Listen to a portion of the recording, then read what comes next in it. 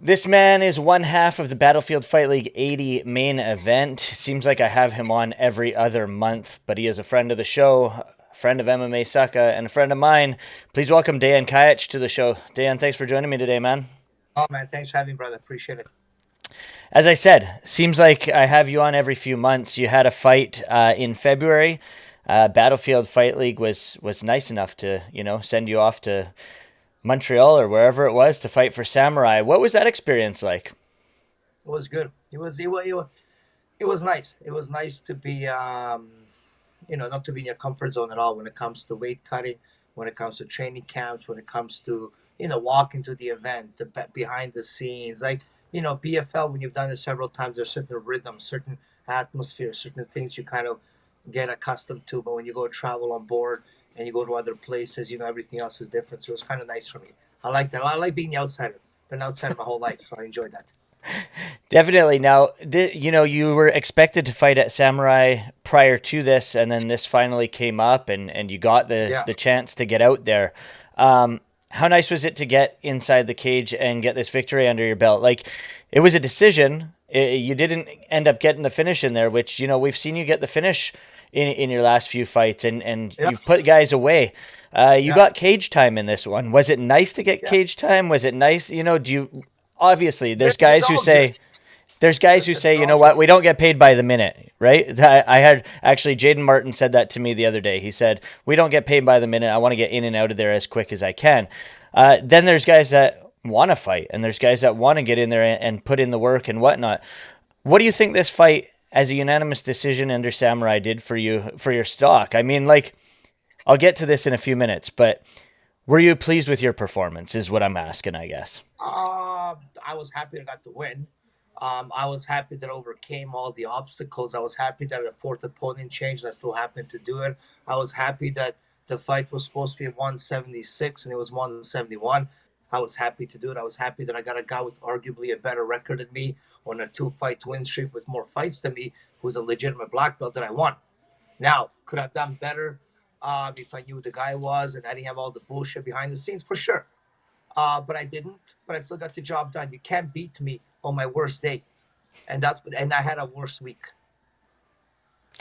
I will ask you that then, because I did talk to you prior to the fight, and you actually dropped that news on here with me that you had the new opponent, all this stuff. You were unsure with whether it was even going to happen, really, because it was all sort of, they were flying the guy in from Mexico. It was, who knew if it was for sure going to happen.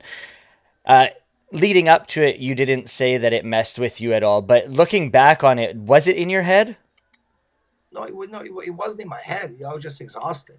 You know what Yeah. I mean? I'm like a day before my weigh-ins, I'm supposed to be resting. I'm running and seeing doctors for all day, several hours. And then the day before that, I'm dealing with the commission the whole time.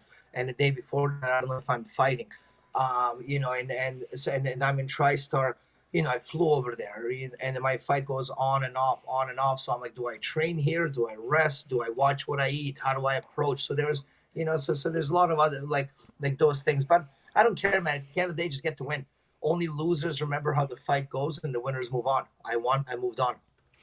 Definitely. And you said, you had a guy with a arguably a better record than you. You had a guy, a Brazilian Jiu-Jitsu black belt. He's had more fights than you. So what the hell is it going to take for you to, get seen by these guys, the top four promotions, or top three now that PFL bought Bellator? Like, really, Battlefield put out a post the other day of your accolades, and arguably not a better prospect, or whatever you want to call it, in Canada. What Well, the here, hell here, is it going to take? well, here's the dumber question. How am I not ranked above my guy who I beat on typology? Yeah, makes no So sense. I don't know. I don't know. Like I said, I don't know what to tell you. To be honest, all I can do is make the right choices, do the right things, and keep on fighting and winning, and make as much noise as I possibly can. And if it's not in my card, it's not in my cards. I don't care. You know what I mean? I don't need nobody's stamp of approval to feel successful in life. I am successful, right? I do well. I'm training. I'm healthy. I got a successful business. I have a beautiful career. Win or lose my next fight, man. 27, 28 pro fights, multiple champion, multiple divisions, most credible division out there. I've rubbed elbows with some royalty of MMA.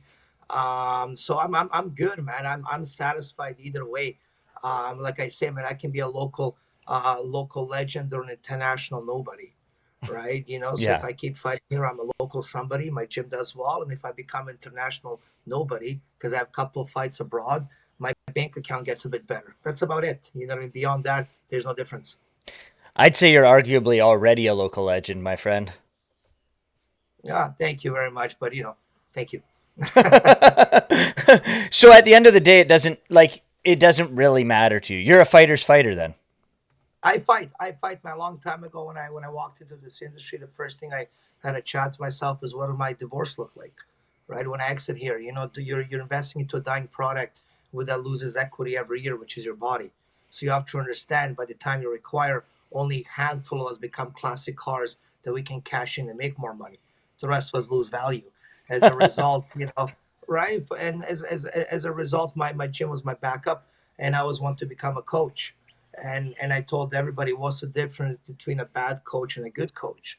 A bad coach ran out of options and became a coach. A good coach chose to be a coach. I chose to be a coach.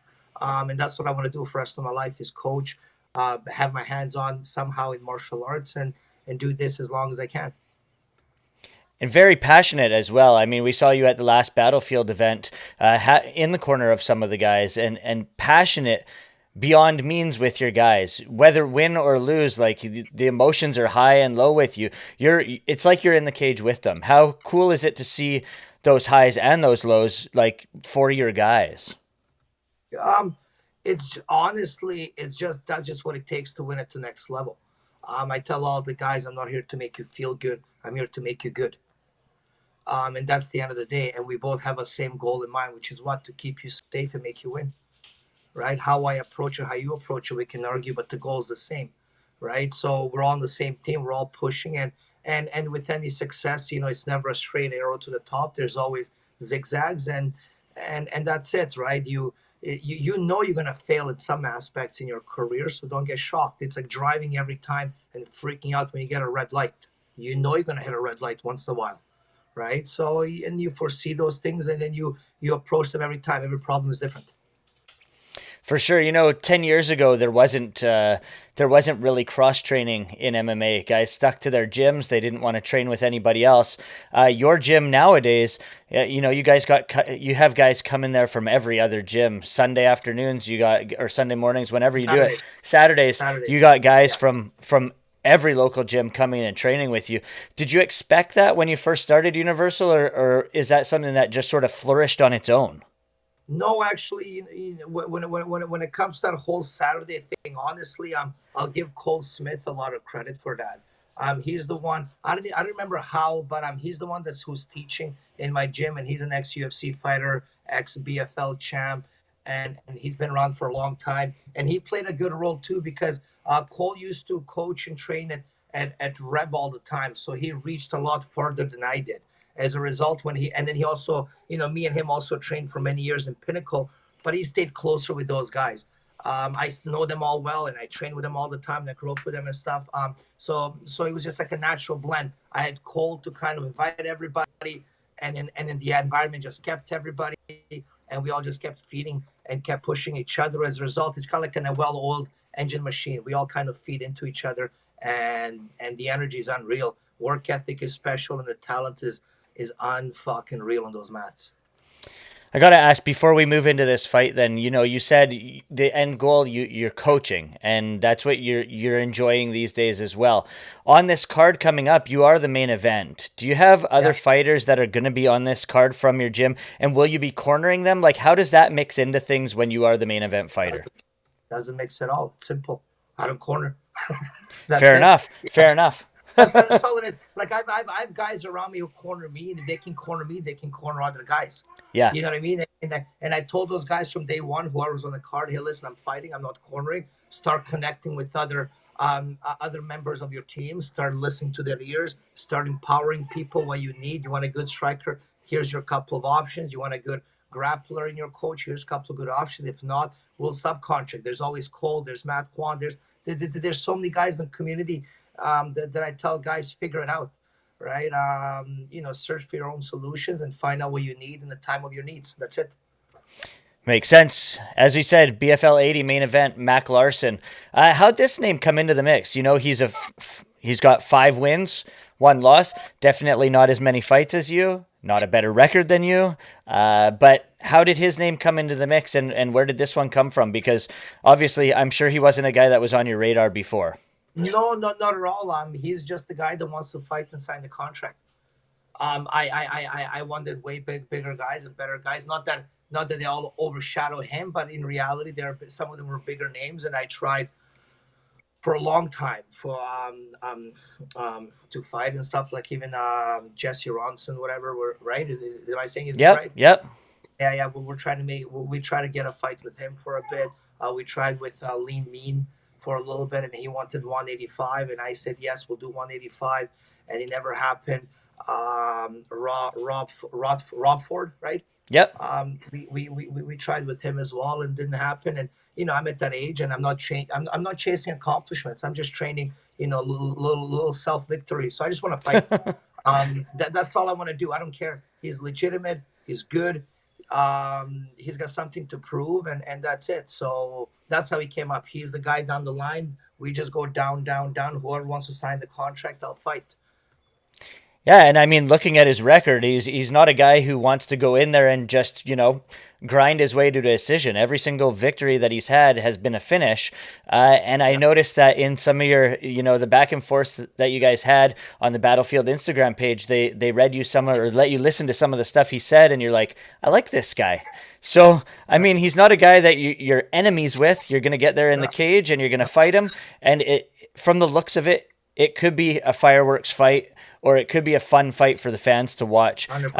You lay landmines. He wants to fight and bang. It should be a fun fight. Listen, it's a dance party, right? Even in my last fight, if the guy keeps running away from me, there's only so much I can do. It takes 2 people to dance, and he's definitely not a guy who's going to run away from me. He's going to flinch on my right hands like my previous opponent did, and move backwards constantly. He's going to engage with me a lot. Yeah. Right. And I love that. The more you engage with me, the more reads I can get, the more landmines I can put, but also the more you gamble, more you're going to get unlucky. Shit happens in fights, right? Every 10 times, every 10 pro fights, I say 1, you get lucky, 1, something weird happens, and 1, you get unlucky, right? So you never know, but it's going to be a good fight.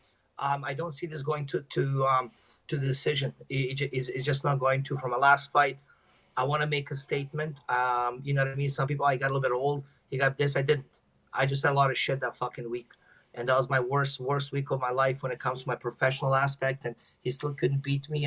And this time I'm my own hometown, and I'm going to put him away. Guaranteed.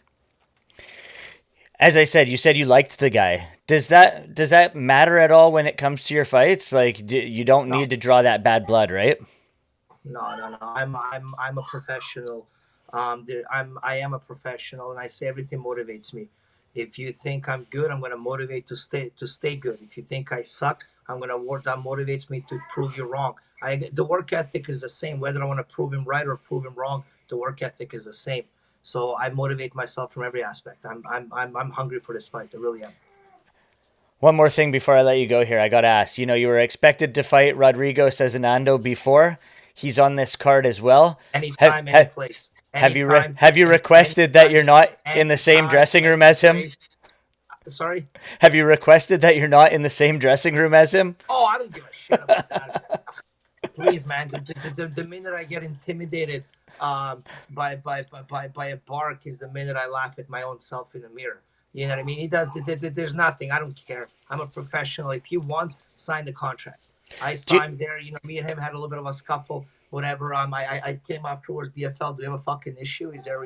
No. We're gonna go. Okay, then we're good. And every time there's a fight card, I always call Jay. I say, hey, I'll fight him. And the contract's never been signed. And he moved down the weight class. And I don't care. It doesn't matter, man. If he wants, I'm here. That's what I was gonna ask. Do you think the weight class changed because he doesn't want to fight you? that's him, Jay, and everybody else to ask. I don't know, man. I don't care. Like I don't dwell.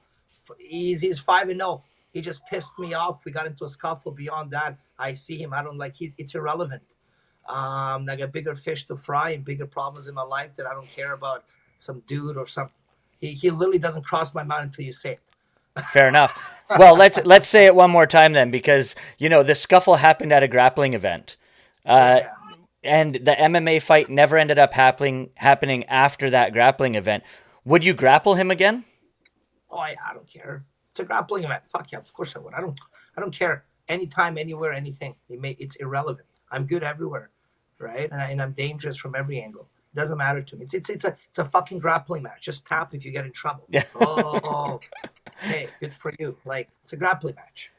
So after this fight, are you planning on getting back on the grappling mats? I always do. To be Yeah. honest, man, I always try. I swear to God, I always try. And my grappling mat, the matches always kind of end up like a couple of weeks before my fight or 2 weeks after my fight. So I'm always banged up or it's Yeah. too close for it. But after I retire and after I stop competing in the MMA scene, I definitely want to grapple a lot. And I've been doing a lot of that behind my scenes because that's kind of my next motivator. I want to become a legitimate grappler on the scene, and I am a good grappler, and I'm very well fucking underrated and stuff. And I want to showcase that aspect once I retire. And I think I'm going to shock a lot of people how good of a grappler I am and complete. Nice. Now, before I let you go, then I did say one last question, but before I let you go, then you're the main event. You said you have some other guys on this card. Just shout outs you don't like doing. So shout out your guys that are fighting on this card and just give them some shout. You said you don't like shout outs, man. Every other time I ask you, sponsor shout outs. What I want you to do is let me know the guys that are fighting on this card from your gym and who our fans can look for on this card. Not shout outs. You don't care about your sponsors. Come on. No, of course I care. Listen, of course I care about it. And I got very good sponsors, and they take care of me, and we chat all the time. And same with my guys. You know what I mean? But I do. But I got some good. I got some good talent. I really do. One of the young and up and comers is Mauritius. He's a 185er who never made weight yet, so we call him a 185er, but he's not. So he's fighting. So he's fighting 190. 190, but he's 2-0. He's an amateur. He's learning and stuff like that. He's fighting Aso Palani. He's fighting who's oh my God, he's a diamond in the rust. Like he's so good. He's so good. He elevated my wrestling game as well. One of the best wrestlers. He's putting his striking together. His fighting.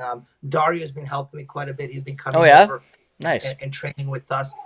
So he's been such a good contribution to that one as well. So yeah, so those are the main guys that kind of working really hands on, and of course Naveed comes by the gym and Radley and all the guys, right? But just specifically those three guys that are working, 101s and kind of part of the team and helping me out as well and contributing to my training. What do you say to these young guys then? You like you said, you're just fighting, and that next step hasn't necessarily happened for you. But these young bucks that, I want to make it to the UFC or I want to make it to that next level. What do you tell these guys? Like, how do you keep them grounded? I don't know. I haven't made it yet. I don't know what the recipe is. I don't fucking know. Listen, I can't give advice. If I could give them advice, I'd follow my own advice.